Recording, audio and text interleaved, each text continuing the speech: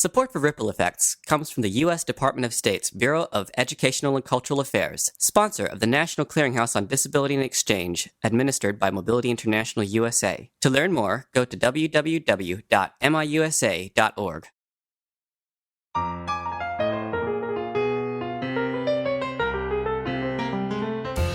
I'm Justin Harford, Project Coordinator with Mobility International USA, bringing you a second season of Ripple Effects, Travelers with Disabilities Abroad. This time, as part of our #AccessToUSA campaign, we bring you the stories of international students with disabilities studying in the United States. The goal is that more people will hear the stories and start to think about what is possible.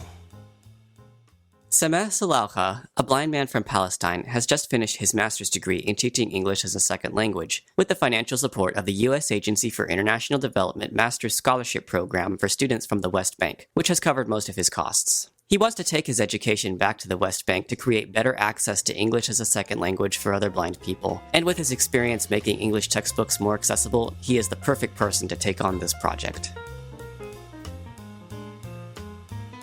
Sam, we've talked a little bit, but I wonder if you could just briefly talk about yourself, your name, country, and the program that you're studying in. Okay, so my name is Sameh Salalha. I'm from Palestine. I'm doing Master of Science in Education as teaching English as a second language to speakers of other language at Nazareth College of Rochester. I studied in a special school for blind students for 7 years, and then I completed my education in my town in public schools in Palestine. Then I completed the education, my bachelor. I did my bachelor degree in English language and literature at a university called Al-Najah National University in Nablus, Palestine. And what was it like doing that all as a blind person? It's really challenging, and there were lots of obstacles. Since we don't have laws, we don't have criteria for to match education, to match the needs for blind students in education. You have to do all these things by yourself. You have to adjust your materials, your books, your needs. So it needs lots of personal efforts to do that all over the education years. Did that change at all when you got to the United States, or was it different? Of course, it's a really different thing. Since the most important thing is that I just have to worry about my studying. I don't have to worry about the adjusting materials, doing all these things, which really have a great impact. I should say I'm getting A's in my courses since I'm just studying and doing my research papers. I'm not doing anything else with preparing materials. And it's less stress because you don't have to worry about lots of things. You are just worried about your materials and assignments. How did your community react when you told them that you wanted to study in the United States? Parents, friends? Honestly speaking, that the first at the beginning there were some refuses. My parents refused. Since I'll be alone and I will not be able to do lots of dependent stuff in my life. And they didn't want you to study in the United States? No, they didn't, because they said that I will be alone and I will be there is nobody care about me or something like that. But then I said, I'm just applying for that scholarship and I'll be going there if I meet their criteria if I meet their criteria choices. So what exactly were the steps that you had to prepare to study in the United States, including applying for that scholarship and all the other things you had to go through? The first step was applying for this scholarship. Mm-hmm. And then the scholarship asked me to do two proficiency tests. One of them was the TOEFL, and the other was the British IELTS. And then after they confirmed that they really need to provide us this opportunity, they started asking us to apply for the for the visa, and then we did the visa interview. They also provided us with trainings, academic training and public speech training. They also provided us and 2 days before we left the country, they provided us a pre-departure orientation, they call it, in which they talked about the different cultures, the steps that we have to do in the airports. We have to check in that place, and we have to go to this place, and we have to go to. So they provided us with all these things.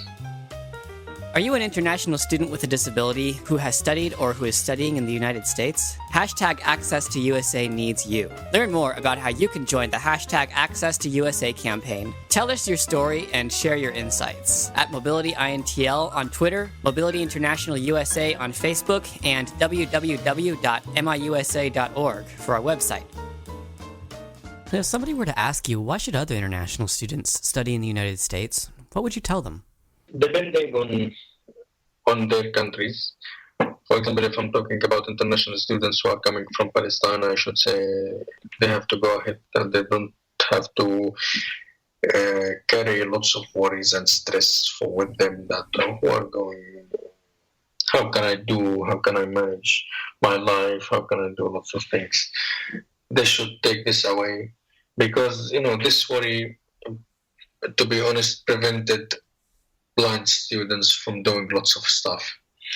So we should not worry about these things. We should be able to ask and express ourselves clearly. Otherwise, we'll be in really a problem. It's like if you don't ask about something, you will not get it. I know there are some cultures like mine. Maybe you don't need to ask about something. Maybe people could notice that, or people could ask you if you need some help, or if you want to go somewhere. But in the US, no, if you don't ask somebody to guide you in this way, or if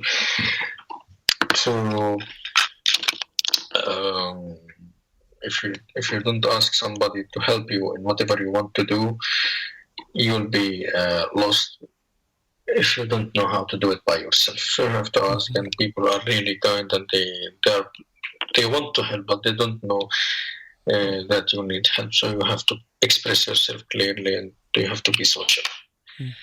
That was a good last point. I mean, we talk to a lot of folks who worry, a lot of people worry about who's going to help me in the United States, and with technology, with Braille, with cooking, with taking care of myself, and in a way, like people in the United States will provide help, but you have to ask.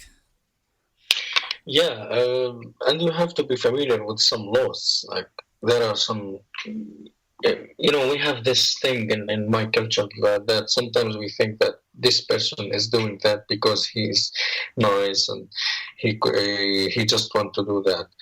And the US shouldn't think about that, because there are some laws which protect you as a person with disability. So if you find somebody who don't want to help you, or if you find some could easily complain about that, since there's a law that you will be protected by. So we're getting to the end of your interview now, and we always like to ask everybody to share with us your ripple effect. And that could be a quick piece of advice, an insight, or an encouragement directed to people with disabilities from abroad who are thinking about studying in the United States. The most important issue that you have to keep trying, doing whatever you need to do, especially if you're applying for scholarships and all these opportunities, since they are very competitive. You have to keep trying, and you have to avoid stereotypes, and about the United States and about any country. United States is really different country. You will find lots of things. You will live. You will feel different things that you didn't. You will feel it for the first time. Thanks. Thank you so much, Sameh. Yeah, I think Thank you. that last point really resonated with me. I mean, I remember I studied a couple times in Latin America, and you really have to avoid the stereotypes when you go and Yes. kind of come in with an open mind, and I think people will surprise you quite often. Yeah, exactly. Yeah. Well, all right, Sameh. Well, thank you so much for your time, and we will keep in touch. I'm Justin Harford, and thank you for listening to Ripple Effects. Visit www.miusa.org to learn more about Mobility International USA and our mission to advance disability rights and leadership globally, and to share with us your ripple effect.